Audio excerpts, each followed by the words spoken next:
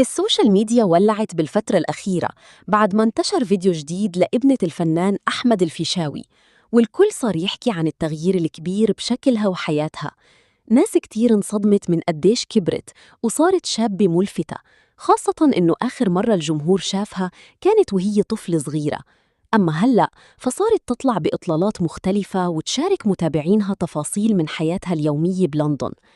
والغريب بالموضوع إنه الفيديو انتشر بسرعة خيالية ووصل لأكثر من 1,000,000 مشاهدة بفترة قصيرة جداً. المتابعين انقسموا بين ناس شافوا إنه عندها حضور قوي وكاريزما واضحة قدام الكاميرا، وناس تانية قالت إنه الشبه بينها وبين أبوها كبير بشكل مو طبيعي، خصوصي بطريقة الكلام وتعابير الوجه. وكمان في تعليقات كتيرة ركزت على أسلوب حياتها المختلف، لأنه واضح إنها عايشة أجواء هادية وبعيدة شوي عن ضجة الوسط الفني بمصر.